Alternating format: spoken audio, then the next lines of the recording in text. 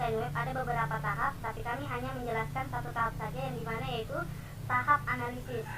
Sebelum kami menjelaskan tahap analisis, pertama saya akan memperkenalkan anggota kelompok saya. Itu yang pertama ada Angga, kemudian ada Khairul Iksan, ada Yunita Sari, yaitu saya sendiri, kemudian ada Wirdayanti, ada Andini. Di dalam tahap analisis ini ada beberapa subbagian yang akan kami jelaskan. Yang pertama yaitu ada website purpose, kemudian ada website goals, kemudian ada target audience. Sebelum kami menjelaskan ketiga subbagian ini, pertama saya akan menjelaskan apa itu analisis. Analisis merupakan suatu teknik atau metode pemecahan masalah dengan cara menguraikan sistem ke dalam komponen-komponen pembentuknya untuk mengetahui bagaimana komponen-komponen tersebut bekerja dan saling berinteraksi satu sama lain untuk mencapai tujuan sistem. Selain itu, di dalam analisis juga kita akan mengidentifikasi isi yang akan ditampilkan pada aplikasi berbasis web ini. Selain itu, analisis juga menunjukkan hubungan antara web dengan pengguna. Ada juga untuk menentukan operasi yang akan ditampilkan pada web, dan termasuk di dalamnya fungsi-fungsi yang akan merupakan proses, dan juga operasi dan fungsi ini akan dideskripsikan secara detail. Kemudian terakhir yaitu analisis juga akan meliputi relasi database dengan web jika diperlukan.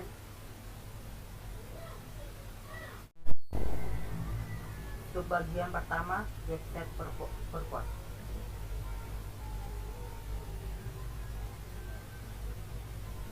Di mana website purpose atau tujuan dari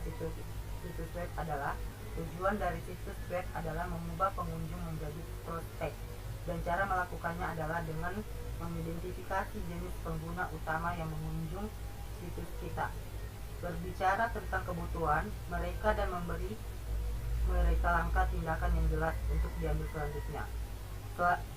Selain itu, ada juga tujuan dari situs web, yaitu 1. Memulai blog secara teratur.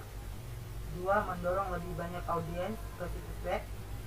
3. Membuat situs web yang lebih mudah diakses. 4. Meningkatkan pelanggan email. Subbagian yang kedua adalah website goals atau manfaat situs web, di mana terdapat 4 manfaat situs web. Yang pertama yaitu untuk membangun personal branding. Dengan mengelola dan mengoptimalkan halaman situs, maka kita juga secara tidak langsung juga membangun personal branding. Yang terpenting, jangan lupa untuk selalu mengupdate konten setiap harinya secara rutin untuk meningkatkan traffic dan ranking website. Kemudian membangun branding yang baik akan berdampak baik pula pada produk bisnis yang dikembangkan. Jadi apabila personal branding dimulai terbentuk, maka konsumen dapat lebih mudah untuk mengenali dan menggunakan produk. Yang kedua, untuk memperkenalkan produk atau jasa, di mana manfaat websitenya yang kedua adalah untuk memperkenalkan produk atau jasa. Terus dengan adanya web, maka dapat mengurangi biaya untuk pemasangan iklan, dan kita juga dapat lebih fokus untuk memperbaiki dan mengoptimalkan situs. Dengan bantuan SEO akan lebih mudah untuk menaikkan peringkat situs dalam mesin pencarian.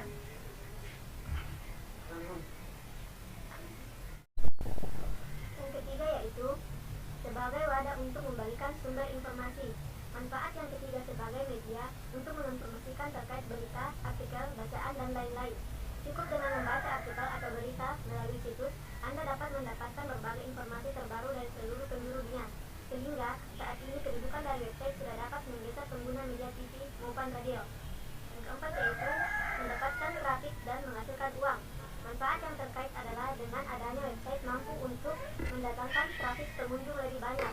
Hal tersebut dapat berlaku jika Anda telah menerapkan optimasi yang benar, mulai dari hal yang bersifat teknis hingga melakukan optimasi dan on-page dan off-page dengan SEO, sehingga dapat meningkatkan keuntungan dalam jangka waktu yang lebih lama. Baiklah, Assalamualaikum warahmatullahi wabarakatuh. Perkenalkan, nama saya Hairul Iksan, saya dari kelompok 1 kelas 7 gabungan 2 RPL. Di sini saya akan melanjutkan materi yang dijelaskan oleh teman saya.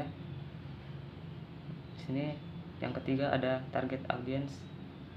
Target audience adalah pengunjung atau pembaca yang dituju dari publikasi, iklan, atau pesan lain yang ditujukan khusus untuk audiens yang dituju tersebut.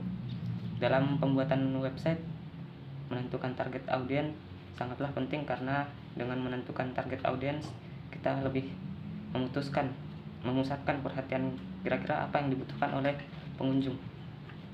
Dengan target ini kita akan menentukan ide-ide kreatif untuk membuat website kita nyaman untuk pengunjung yang merupakan prospek atau pelanggan kita, dan juga kita mudah membuat konten-konten yang sesuai dengan kebutuhan pelanggan.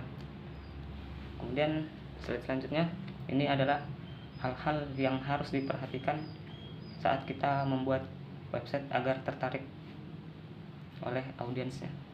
Yang pertama di situ ada produk dan layanan yang akan ditawarkan. Yang dimaksud sini itu apakah di website Anda produk dan layanan yang akan ditawarkan itu menarik bagi audiensnya. Kemudian yang kedua di situ beberapa hal yang harus ditetapkan untuk produk dan layanan. Berapa harga yang harus ditetapkan untuk produk dan layanan? Maksudnya di sini adalah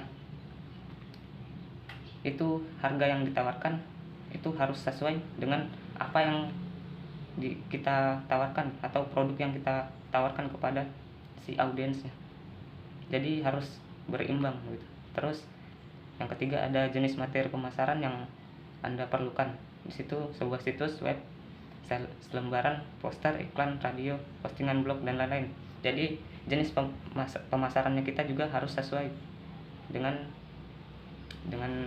materi kita, dengan apa yang kita berikan. Misalkan di situ ada contohnya, kita pemasaran seperti poster, melalui poster atau postingan blog atau sebuah situs web juga bisa. Langsung yang keempat, manfaat dan fitur yang akan Anda soroti dalam materi pemasaran. Maksudnya di sini website kita atau apa yang kita tawarkan itu apa manfaatnya bagi audiens, harus ada manfaatnya, dan fitur yang akan Anda soroti dalam materi di situ harus bermanfaat juga bagi audiensnya. Yang kelima di situ ada kata kunci yang tepat yang akan digunakan dalam salinan pemasaran. Maksudnya di sini dalam sebuah website itu ada kata kunci agar lebih mudah ditemui atau agar audiens itu lebih dapat menemukan website kita atau materi yang kita tawarkan. Jadi pemilihan kata kunci itu sangatlah penting. Yang terakhir itu desain materi pemasaran Anda. Maksudnya di sini tentu saja desain website kita harus menarik. Nah, itu selanjutnya mungkin sekian materi yang dapat saya jelaskan. Kurang dan lebihnya mohon dimaafkan. Saya akhiri. Wassalamualaikum warahmatullahi wabarakatuh.